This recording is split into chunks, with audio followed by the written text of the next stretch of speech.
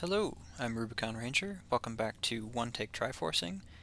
In this episode, we're going to talk about nodes and what that fundamentally is, and what things are a node, and what you can do with interconnected setups in tick delay networks and in block spam mediums.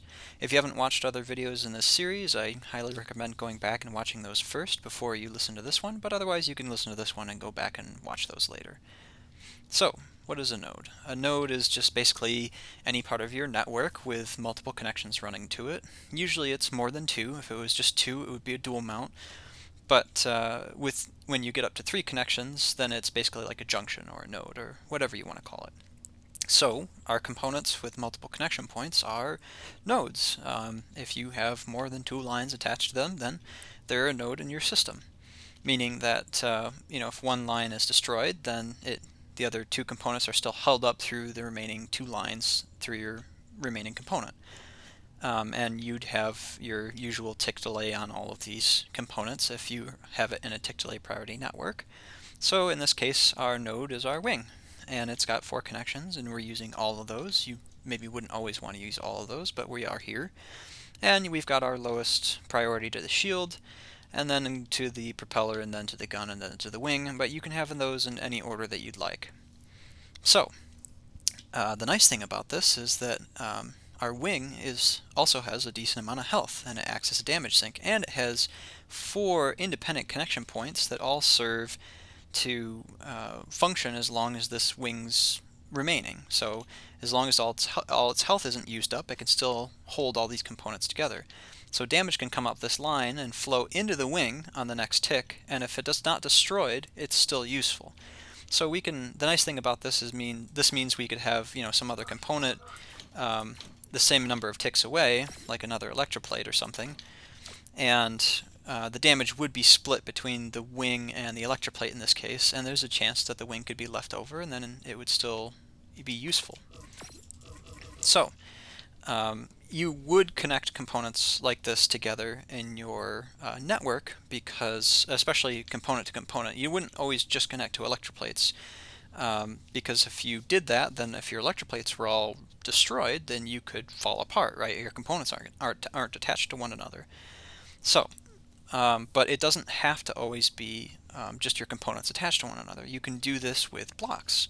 So I talked about that in the video, I think the first part of episode 5, and so we're going to quickly cover it again here.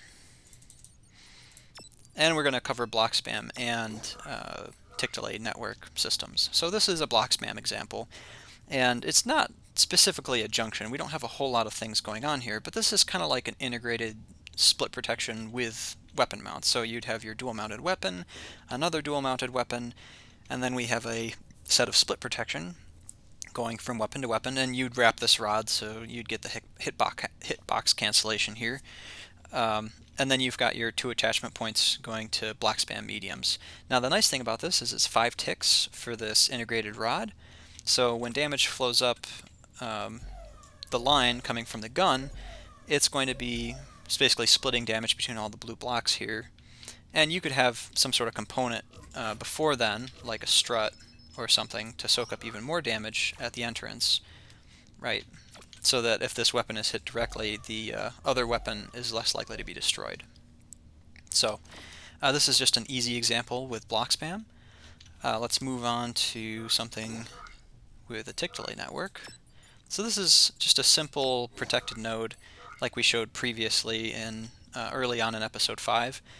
You basically have a block connection which joins 3 paths from 3 different components. So in this case it's joining our guns together, and it's a simple protected node. So we have a short connection going to a damage sink, and then all the connections that join up to this junction or this node are then slightly longer, so we have 3 ticks to our guns. So no matter which line, I guess you could call it, the damage comes up, it's always going to go to the shield before it reaches the other component.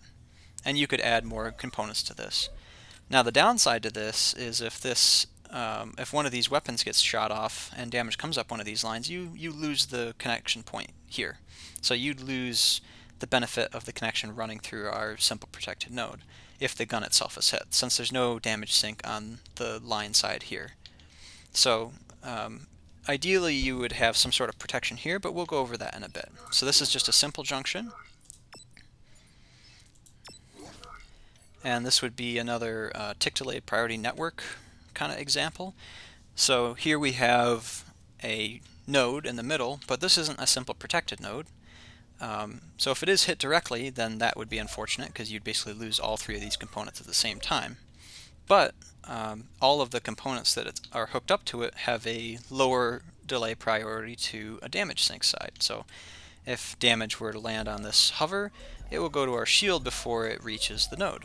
And then likewise, if any of the shields are hit, the damage is going to flow to other shields. Actually, it's on the same tick, but it'll be basically splitting damage between this shield, and our critical mount. So maybe you could add another block here, and then another block to the node. So the node itself is protected, though. So if any of these components are struck, then damage will flow to the shields before it flows to the node. This is another block spam example. And we're going to have a patch in January that supposedly will be buffing blocks a little bit more, so maybe you'll see a little less Mega Shield spam. We'll see. Alright, so in this setup we have kind of the same thing as before, but now this is like a simple protected node, but we don't have a Mega Plate to use, right? So maybe you don't have a large health sink nearby that has multiple attachment points. So here we have a low cost, basically like a attachment point multiplier, so damage coming in one of these ends is going to flow out the other three ends at the same time. So normally if damage were to be spreading out in a two-dimensional medium or a three-dimensional medium, it'd be r squared or r cubed, where like r would be like the rate or the tick delay rate, right? So for every step, the damage that's required to overcome the health of the blocks on that step and go to the next step it goes up exponentially. And the nice thing about this strut plus here, or this arrow rod plus, is that it's basically multiplying the start of that damage. So it's kind of like 3 times that variable, cubed or squared or cubed, depending on if it's a 2D or 3D medium. And so this is really good because say that we're worried about this node getting destroyed, well, if damage lands on the strut itself, it's going to have to use up the health of all the blocks there, and it'll be splitting in between the blue and the black in this case.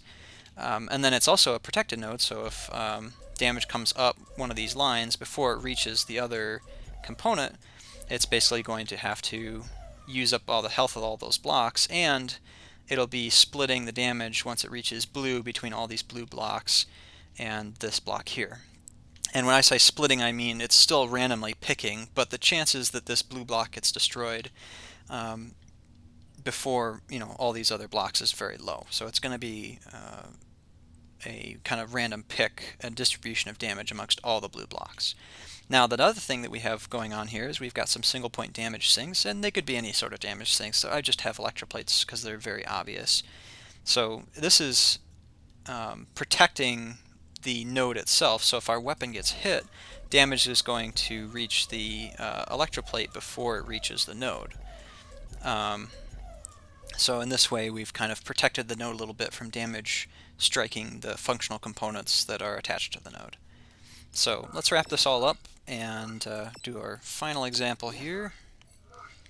So here we have kind of like a full network. So we've got everything fully connected up. We've got 3 separate shields, and we've got basically like 3 functional components, and then we've got our node in the middle. So there's a couple things going on here. One, it's a protected node, so damage coming up any line to the node is going to flow into that electroplate you see there at the bottom before it reaches any of the other components that are attached to the node in the system. But furthermore, we now have our components in the system going to damage sinks before the node's reached. So damage landing on this hover is going to have to go to both of the electroplates before it reaches our node. And it's also got redundancy because it's attached to 2 places. So if this electroplate is removed, then the damage is going to flow to the other electroplate as well before it is able to reach this node. So the other thing is we've also got a priority here. So our module is on a lower priority than our functional components in this case. So moving and shooting is depending on who you ask, more important than having your weapon energy module, because if you didn't have your gun, then you wouldn't be able to use your energy. But, some people have different opinions on that. You could set it up however you wanted. So say our electroplate's gone and the node's struck directly, then our module will get hit next before either of our components. Now, why do any of this? Well, if you have a full system set up like this and it's all interconnected, basically any component in the system can be struck and damage will go to the right places. So if damage hits this electroplate, it's always going to go to the other electroplates before it reaches any other component in the system. So this electroplate will dump to this electroplate and that electroplate before any other point in the system. If the gun gets hit, it's going to dump to the electroplates. If the module gets hit, it's going to dump to the electroplates. If the node gets hit, it goes to the electroplate, then the module, then the other components in the system. And furthermore, we now have interconnectivity, which is the most important aspect of all of this. So you can remove a bunch of components in the system, and since it's a network, your components will still be held together by common junctions. So it takes more damage to split your system into pieces. And of course, in a regular tick delay build, of course your electroplates are going to try and cover up these connections as best as possible so that chip damage weapons don't destroy them before using up the health of the electroplate. But that's an ideal case situation. So hopefully this episode was helpful. And I don't know if I'll come back to this. I might if people have questions. Go ahead and feel free to post questions down in the comments and I'll get to them when I have time. And have a good day.